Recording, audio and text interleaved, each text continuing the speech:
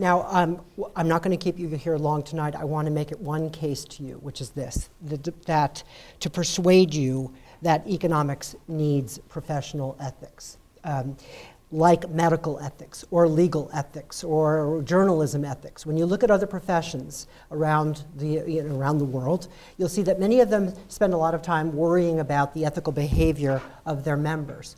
Economics doesn't. We have no tradition of thinking about or worrying about ethics in economics, about the ethical conduct of economists.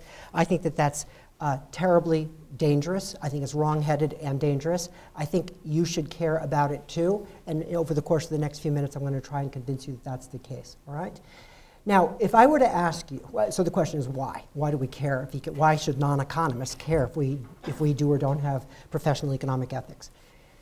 If I were to ask each of you to write down a list of the 10 most influential professions in the United States today, and each of you were to do your list, I'm guessing on every single list we would see the medical profession. We would all agree that what doctors do, what the medical profession does, has an enormous impact on the quality of our lives.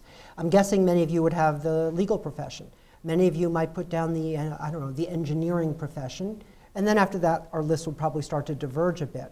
But I'm guessing with 40 people in the room, not one of you would put down economics as one of the top 10 in terms of most influential professions. And I think that that's wrong. I think that economics today is enormously influential over the quality of our lives. And so that's what I want to, the first point I want to share with you is just how important economics is in your lives. In order to do that, the first thing we have to ask, and let me see if I got this right, good. The first thing we have to ask ourselves is, what do economists do? The economists that you all know are the professors in this room, and when you think of professors, you probably think of academic professors like me and like my colleagues here in the room who teach economics. If you look at the numbers, however, you'll see that there are probably about 12,500 academic economists in the United States. Now that's a large number. But if you look at the total number of economists in the United States, that represents a substantial minority of the total number of economists working today. Again, these are just US data. What we see is that there are another, 17,000, 18,000 economists working out there, let's say, in the economy outside of the academy. Where are they? Well, there's 7,000 of them working for government. The lion's share of those work for the federal government, and many of those are in Washington, D.C. But indeed, states like the state of California and even large municipalities like Los Angeles also employ lots of economists. So, but well over 4,000 of those work for the federal government. We see that there are over 2,000 private sector economic consultants. This is what a lot of my students do when they graduate from the master's degree that I run.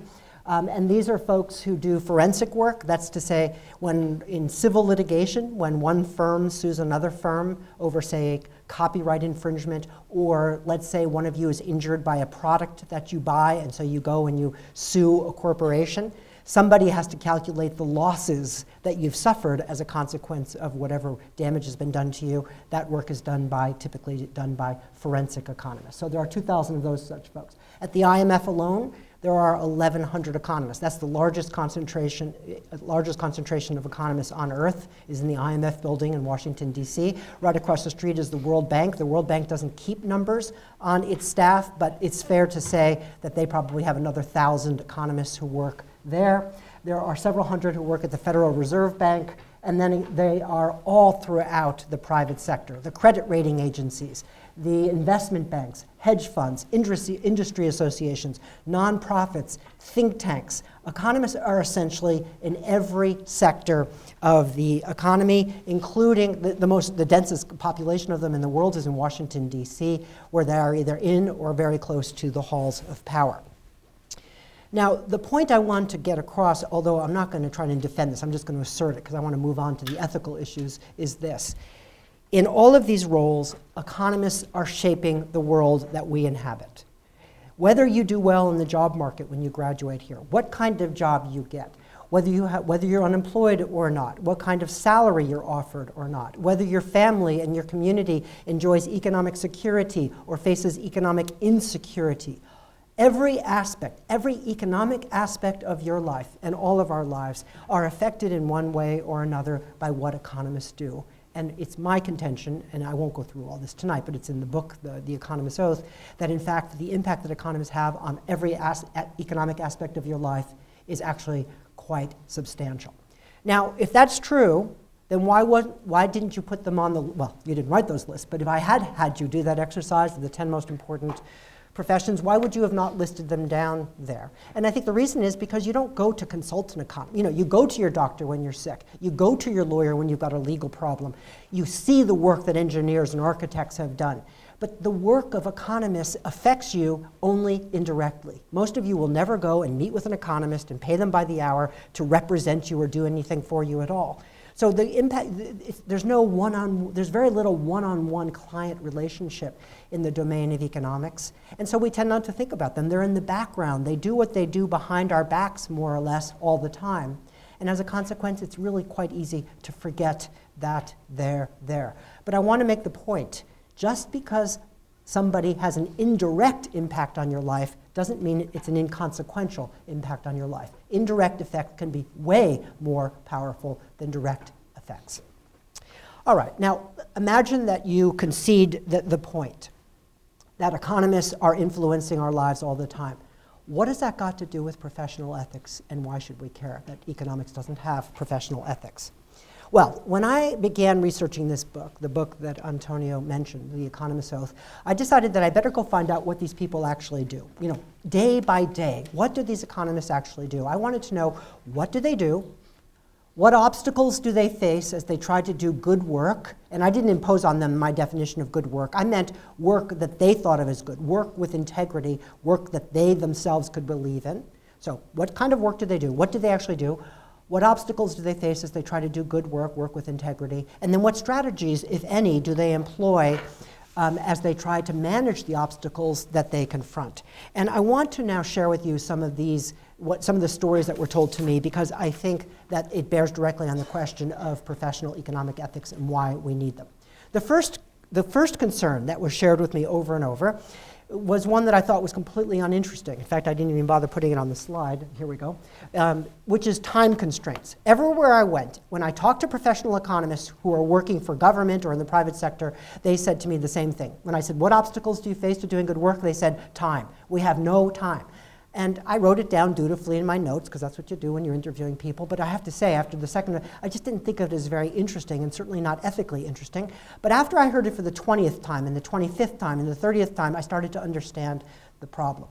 We have a situation where economists all out throughout the economy are pressed into doing work in hours, or let's say days or hours, that really should take weeks or months to do were they to do it properly. And they know that. And so, for example, a government economist, say at the Department of Labor, may be asked to do an economic report, do some economic research by his or her supervisor, and be told that that report has to be due, say, if this is Monday, by Wednesday at the start of business, 2 days. And often these are reports that economists know they cannot do well with any integrity unless they take weeks or months to do, because you have to gather data and the like. So the dilemma that economists face is this: do I try to supply the report to my supervisor in the 24 hours I've been given, or do I merely say no? And what these economists tell me, practicing economists tell me, is there's no extensions. If you want to be a successful economist, you must generate the report in the time you've gotten, even if it's no good.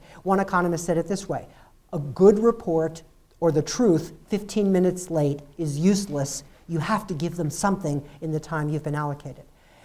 And what became clear to me, I conducted over 40 interviews of applied economists, not academic economists out there in the economy. What became clear to me is that we have thousands of economists going to work every day in the United States, generating reports that they themselves give no weight to, that they themselves know are no good. And yet these reports are being generated and then used in decision-making by government actors and private sector actors. When I asked, how do you manage this problem, the response I got over and over is, well, you just do your best. But you know that you're generating lots and lots of research that is utterly useless. Okay, time constraints. Now the next concern, and this is much more obviously related to ethics, biased research. What I found, and when I talk to people in the government sector and in the private sector, is that there's tremendous pressure on economists to generate research that looks like research. It looks objective, it's got the data, it's got the hypotheses, it's got the analyses, but which in fact is thoroughly biased from the beginning of the day. Let me tell you a few stories. Here's what I've come to think of as the 1, 2, 3, 4, 5 story. A young economist had just been hired, he had been hired by a state back east, a large state, to do economic analysis in the governor's office, essentially, and in very quick order, he became the highest ranking economist working for this state government. And he was constantly put in the position where the people in the governor's office would come to him and say, we need an economic impact assessment that will show that the policy that the governor wants to go public with next week is going to create a lot of jobs or is going to be good for our state. And he was constantly having to fight, push back, saying, no, I can't say before I do the research whether this is going to be good for the state or not. I need to do the research. That's what I'm for, to do the research so that I can then tell you whether it's a good policy or not. But that was not acceptable. So he was constantly pushed into doing research that he knew himself was entirely biased and useless, but very useful for political purposes. Over time, he started drinking. He tells me all this. He started drinking, and he's authorized me to tell the story. He started drinking heavily. This was creating a lot of stress. He wasn't healthy. One day, he gets a directive from the governor's office, and it's from his chief operating officer, which says, the governor's going to go public on Friday with this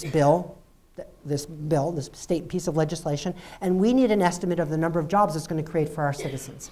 And the economist went to his office. He knew by now he only had a few hours to do this, so he jumbled some numbers, did the best he could, and he came back with a confidence interval. He said, I'm 80% sure that it's going to create between this number of jobs and that number of jobs. And it was the best guess he could give them. And he immediately got back an email saying, not good enough. We need a point estimate, not some confidence interval. We want a point estimate because the public needs to know the exact number. And moreover, the range you gave us, it's not high enough. We need a bigger number. He goes home. He said he just had it. He'd gotten to the end of his rope, and he has a little daughter, and the daughter's on the floor in the living room playing with blocks, A, B, C, D. And so he starts playing with his daughter. He poured himself a big scotch, and he lined up the blocks, as you do with a little child, A, B, C, D, 1, 2, 3, 4, 5. And he's just reading these out loud to her, and he sees the blocks, 1, 2, 3, 4. He said, okay, that's it. And he goes to his computer and says, I've done the numbers. This bill is going to create 1,234 jobs, 1, 2, 3, 4. He gets an email back the next morning, not good enough, bigger. He writes back, okay, it's 2, 3, 4, 5. He gets an email back that afternoon, not good enough, play ball here. He writes back, you're right, it's 3,456. He gets an email back, great. And the next day, the governor goes public saying, we have had our economists check this bill, and this bill is going to create 3,456 jobs. This man, as you might imagine, by the time I met him, he'd left the governor's office and is now teaching in a university. Couldn't handle it anymore. He said his life, that was his professional life, generating biased numbers so as to promote the political objective of the person who employed him.